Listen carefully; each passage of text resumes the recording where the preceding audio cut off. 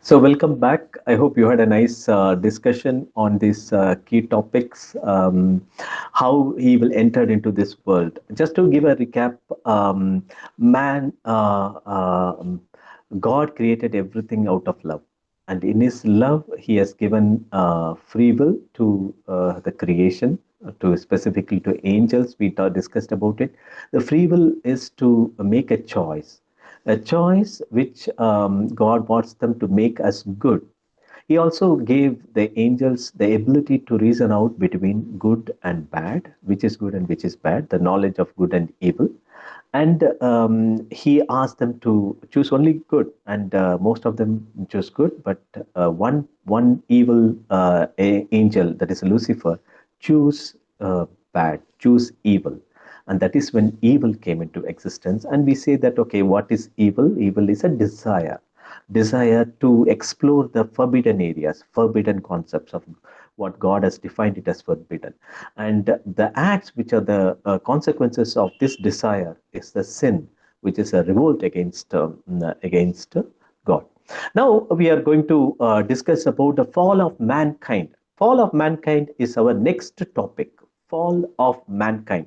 Till now we have discussed about angels. We have discussed about how plants cannot do sin, how animals cannot do sin, but angels can do sin, and they are the first reason why the evil and the sinful things came into existence. And now we are going to check on what happened to man. Man, originally, when he was created, he is created as a sinless being. God has specifically taken care, and he created in his own image and likeness, which means that he possesses the image of God, and he likes everything what God likes. He is like God, you can say, like father, like son, something like that. Whatever the goodness what God has, a similar goodness is found in men, and that is how God has created him. And God has given him all the goodness, the riches of the creation, so that man can go and rule the world, rule all the creations. That is when, if you see Genesis chapter 1 verses 26, it says, "Then God said, let us make man in our own image, or in our image, after our likeness, and let them have dominion over the fish of the sea, and over the birds of the heavens, and over the livestock, and over all the earth, and over every creeping things and creep that creeps on the earth." So God gave them all the creations, whatever He has created on this earth, the man to take dominion over them. And he is kind of an authoritative representative of God, who is like his image, and is like he is in his own likeness of God. So that is where it all started.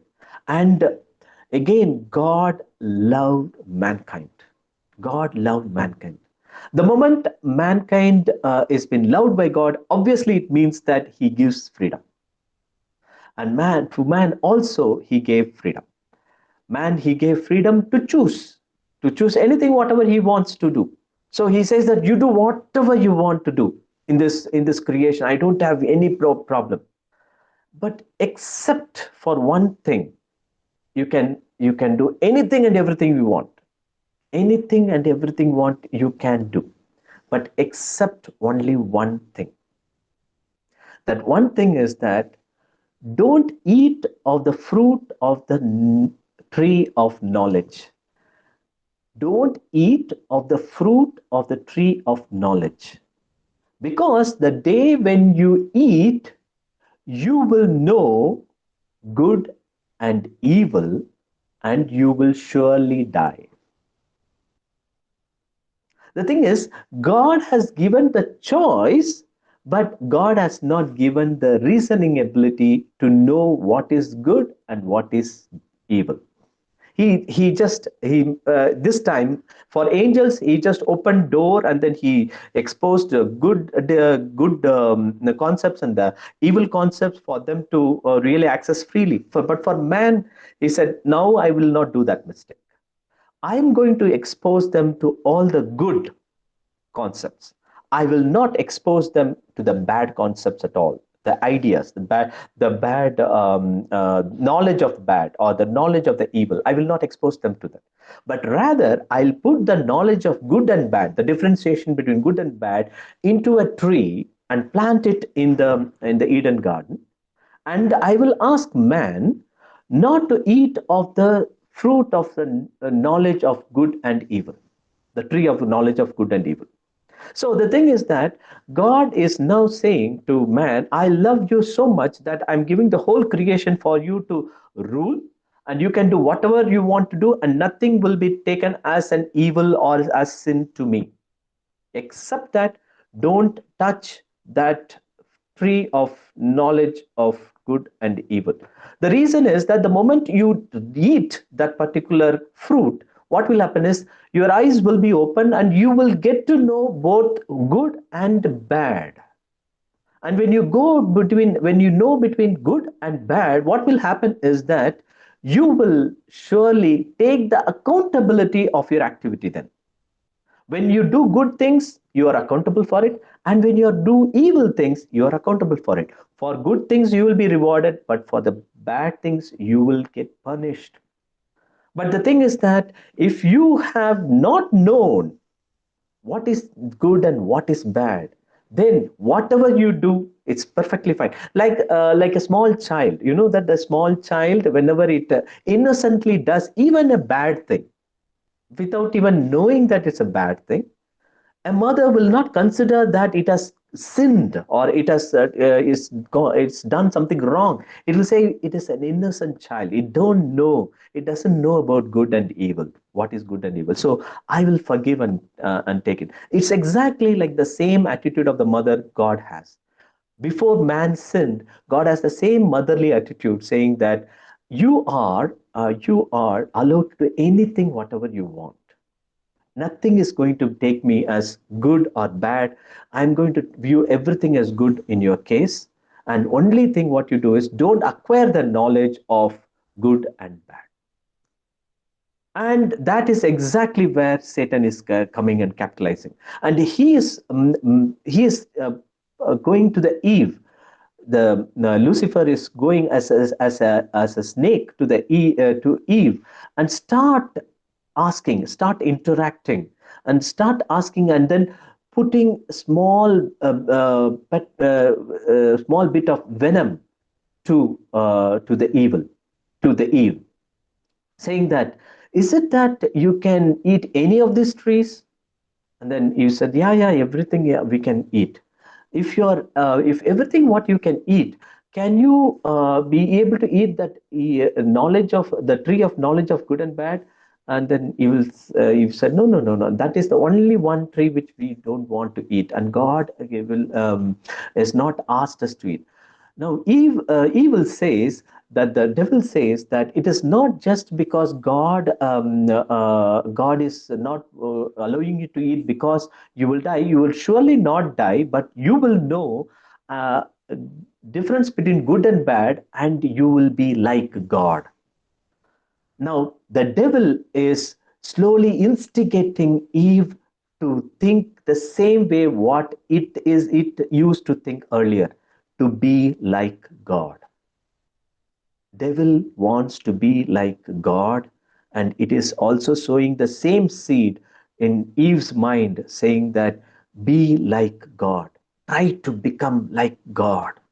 Try to become like God. That is exactly what CCC also says us. Catechism of the Catholic Church 398 says, seduced by the devil, man wanted to be like God, but without God, but before God, and not in accordance with God.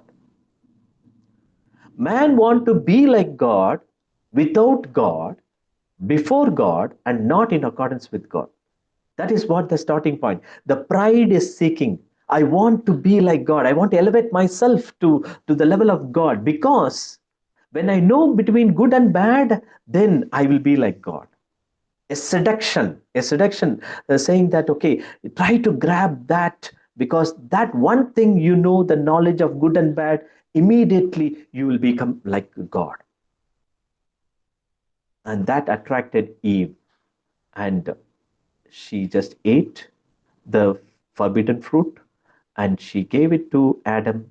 Adam also ate the forbidden fruit, and they both sinned against God.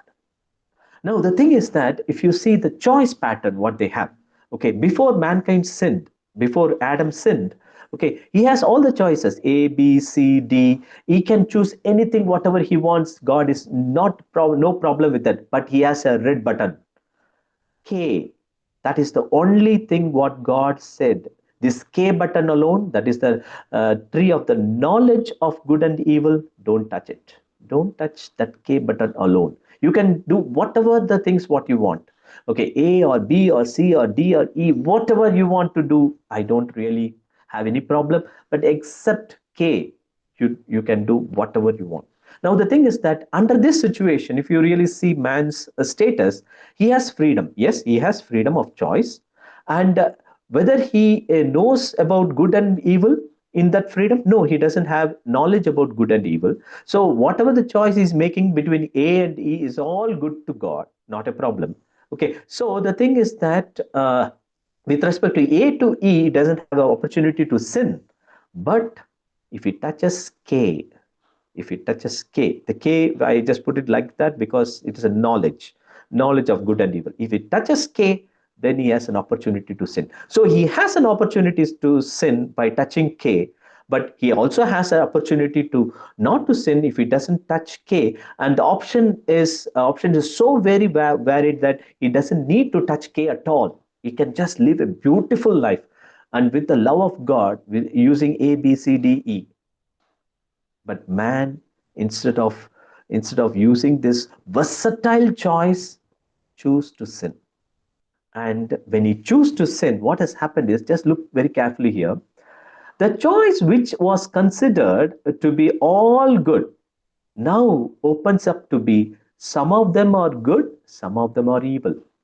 For example, I'll tell you, before they sinned, they were clothed with the glory of God and they are naked. They are just naked, but they cannot see their nakedness at all. And they look good. They are beautiful. They are before they sin, they looks beautiful, and they really admire their beauty. They are naked, but they are admire their beauty. And that is where the same nakedness in the glory of God, okay, after they ate and sinned against God, it becomes naked, which is shameful for them.